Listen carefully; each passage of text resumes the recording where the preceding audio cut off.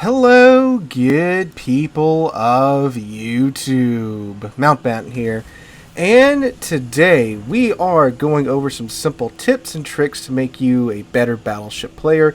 Even if you're not a Battleship man, you may want to stick around for the course of this video, as there are some tips that are definitely applicable to the other classes in game.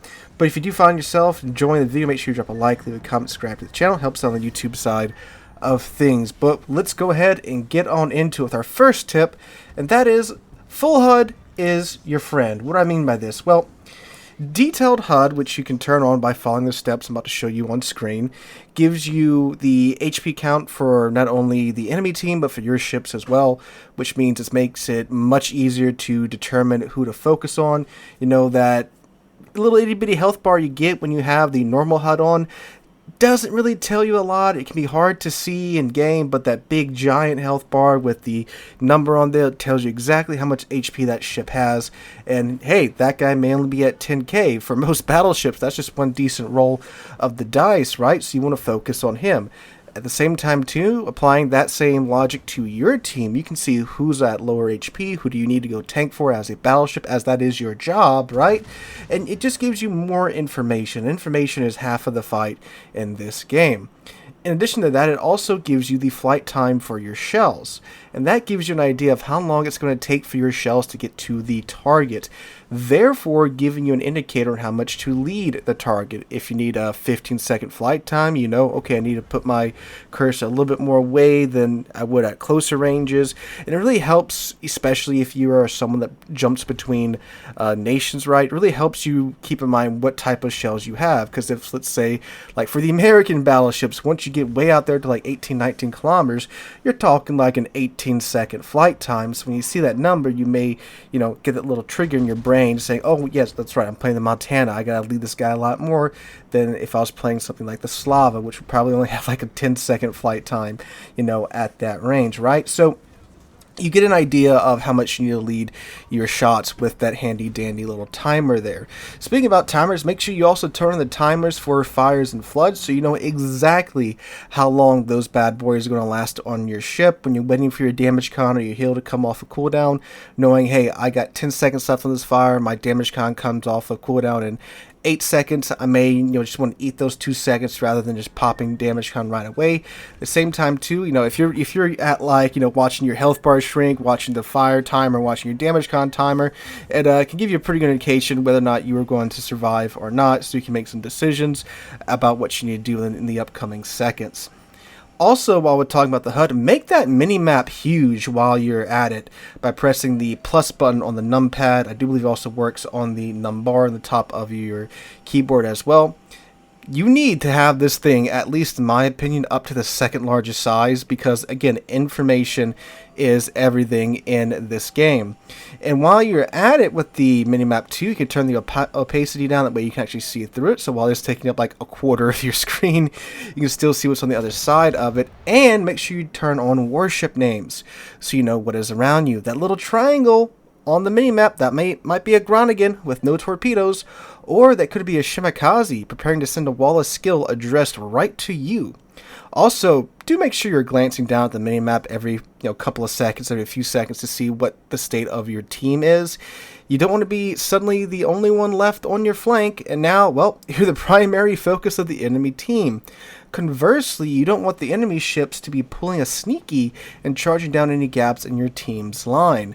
So make sure you keep an eye on the minimap, and again, I can't stress how much information is a major thing in this game, especially for battleships, because if you see a gap, that's a great time. Hey, I can rush down this flank, I can catch some of these enemy ships broadside, and I can use all of my guns at the same time on them and just clap them. Yeah, you need to have minimap awareness to be able to do that.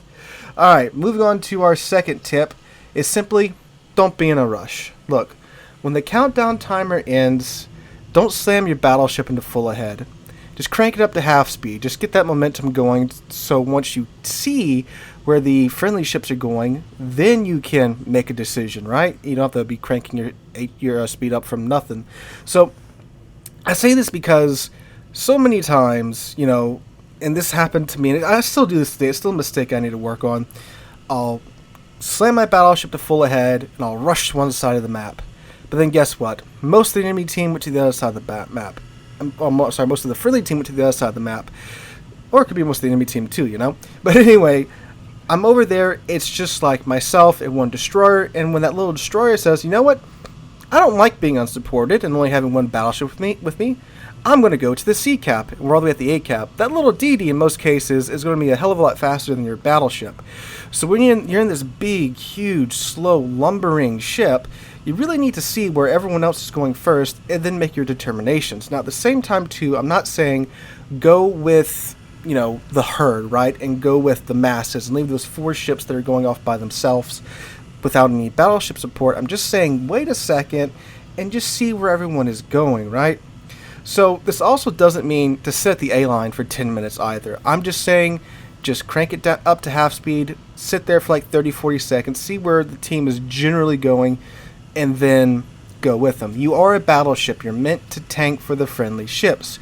So when you do find a group of ships, stay with them and stay near them too. A group of ships that are fighting together and supporting one another are a hell of a lot tougher to deal with than ships who are not. Fight together, win together. Alright, thirdly, the training room is completely free. 80% of doing well in this game is knowledge based. You need to know your ship's abilities and that of the enemy ships. One very easy way to find out how to best exploit the enemy ship's armor and see how your guns perform is the training room. You can spawn any of the tech line ships in, test your ship's guns against them, and find out where exactly you can exploit their armor schemes. And you can't currently spawn in premium ships, which I think is pretty dumb, but a lot of the premium ships in this game share the exact same hull and armor that tech line ships do, so you can find a close approximation and get a general idea of where you need to shoot them at. But speaking on that same note, you can also view any ship's armor scheme in the tech tree and in the armoring game for ships that you don't have. The best part about using the training room is that it is completely free to use. You will not use signal flags or be charged credits for its use. If you're still uncomfortable with your ship's abilities after that, you can of course hop into co-op to try it out in a less demanding environment, but co-op of course will use signal flags and charge you a repair fee and also make less credits for you, which is why I would say maybe just go into the training room, spawn in the enemy ships you're curious about, see where you can poke them in their citadel. You want to get good at clapping Yammy's cheeks. You can test all that out in the training room completely for free, then head back into random battles and, well, succeed, hopefully, right? Alright, our fourth tip, ammo selection. Battleships mostly will be firing AP shells. Mostly.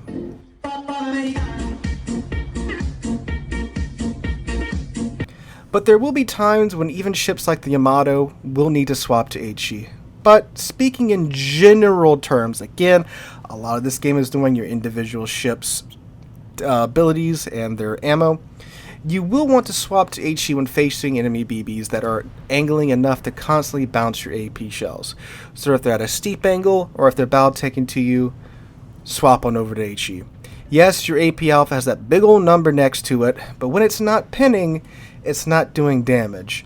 Now, coming back around to the Yamato and ships with 460mm or larger guns, 18.1 inch or above, you can get away with just AP in these cases, as you can overmatch 32mm of armor with your big ol' guns.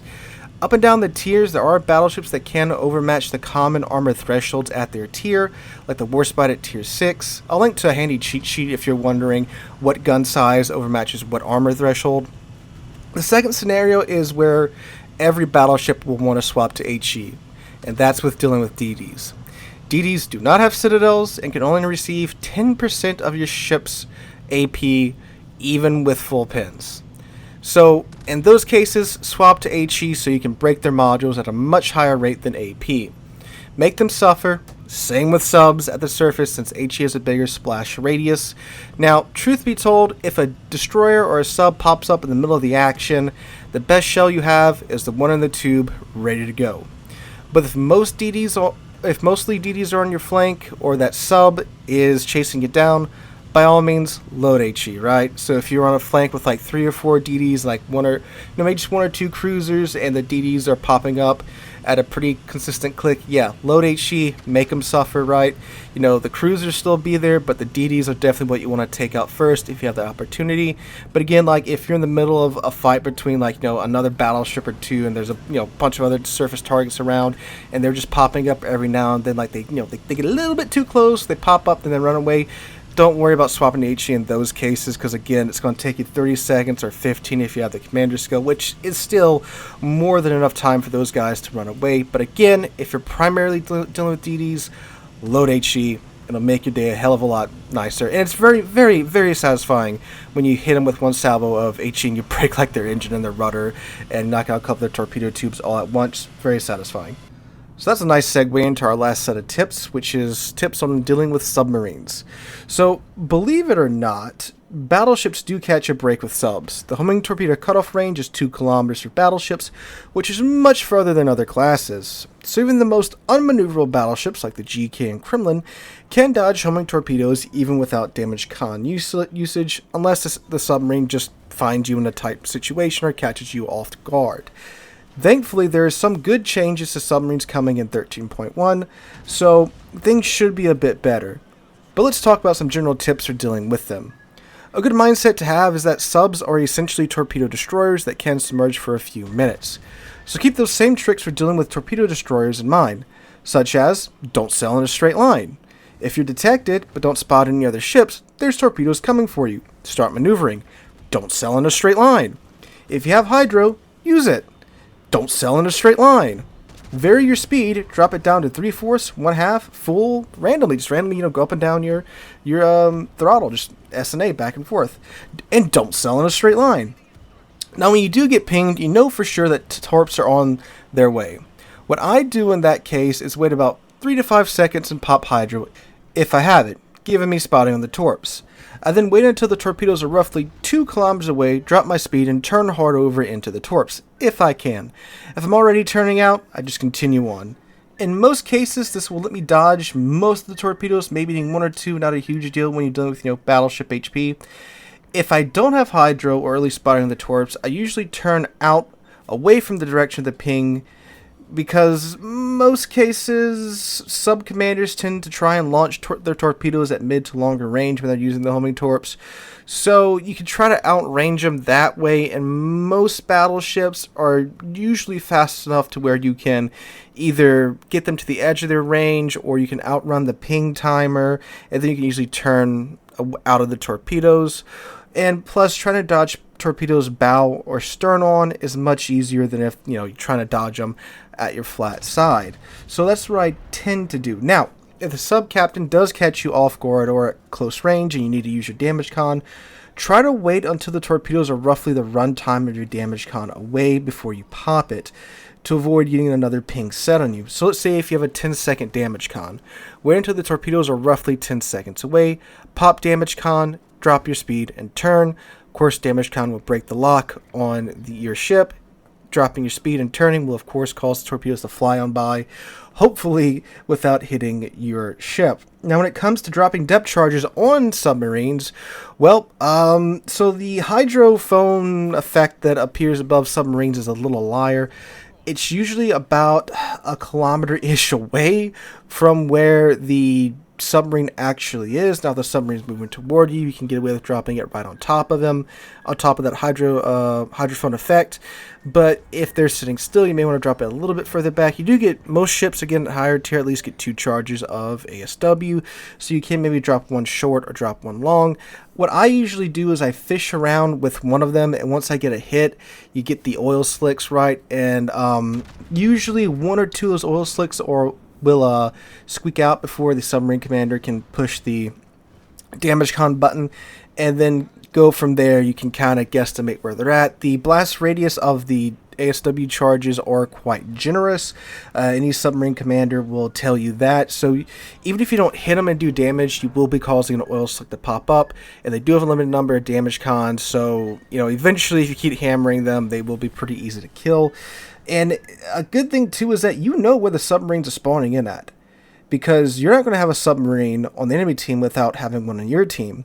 And whatever flank the friendly sub spawns on, that's where the enemy sub is going to be spawning as well. And despite what all the complaints are about submarines and their speed, they're not fast enough to go run to the other side of the map in a timely manner, so they're likely going to stick to that flank. So you know, if you have a submarine there, the enemy sub is there, be on your guard and play accordingly. Truth be told too, usually, you know, when you have a couple of ships on the same flank as you, everyone wants that little annoyance dead, right? So when he does get spotted, you know, join in with the party, just absolutely carpet bomb him and blast him to oblivion. But yes, you do need to be aware, play smarter, not harder.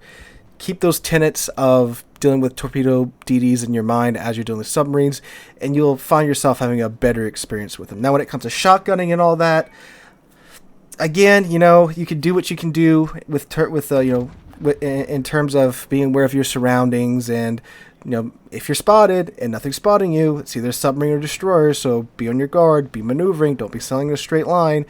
And again, with some of the changes coming in 13.1, they are trying to directly address shotgunning. So, I mean, by the time this video goes up, 13.1 is one more day away, but you still definitely will need to do that even after 13.1, right? So, let me know what you guys think in the comments down below. Add any more tips or tricks down there.